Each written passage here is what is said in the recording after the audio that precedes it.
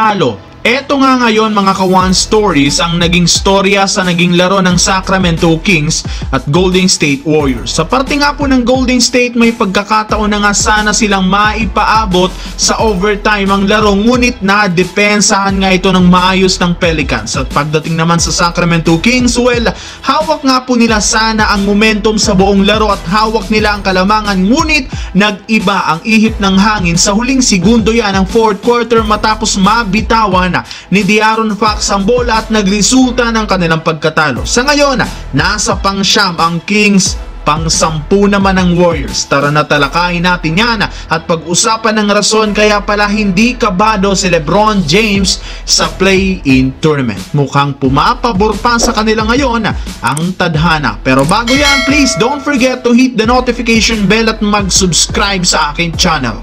Mga ka-One Stories, muli na bago ngayon ang standing sa ranking sa Western Conference. Dahil nga sa pagkatalo ng Warriors at Kings, bigla nga pong umangat ang Lakers sa kanila. Dahil nga sa pagkapanalo ng Lakers ngayon kontra sa Memphis Grizzlies, muli nakuha nila ang pang-8 pwesto at lingid sa kaalaman ng lahat, hawak na nga nila ngayon ang kanilang sariling tadhana. Bakit? Well, kung titingnan natin ang standings nila, kung manalo nga sila kontra sa Pelicans sa Lunes, maseselyuhan nila ang pang-8 pwesto sa West. Kung matalo naman, pwedeng bumagsak hanggang sa pang-10. Pero good news rin naman dahil kumpleto ang Lakers na kahit man hindi nila inasahan ang ipapakita at ipinakita ng Memphis Grizzlies sa 3-point shooting, nagawa pa rin naman nilang makuha ang panalo. Nasa magandang posisyon ngayon ang team ni LeBron sa pang-8, ngunit mapapalaban sila sa Pelicans sa susunod. Pero good news dahil bukod sa katotohanan na kumpleto ang Lakers, lamang rin naman dito ang Lakers sa kanilang head-to-head matchup. Ayon nga po sa naging pahayag ni LeBron,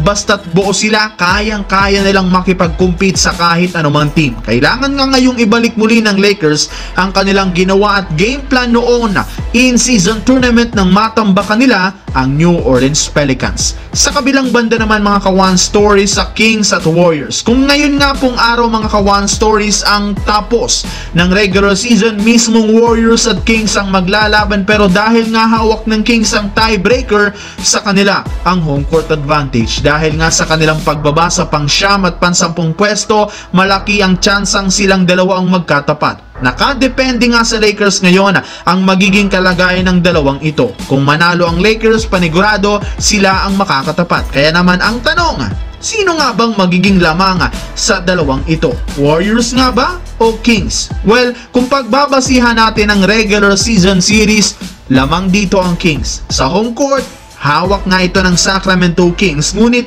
magkakatalo pagdating sa players. Bakit? Well, napakalaking kawalan ngayon ang pagkawala ni Malik Monk sa Sacramento. Eto nga mismo ang bumubuhay sa second unit nila. Isa pa, kitang-kita ngayon ang resulta ng pagkawala ni Malik Monk sa sunod-sunod na talo ng Kings nitong mga nakaraan. Kaya naman, kung magkakatapat man ang dalawa, magiging dikitan nga ito.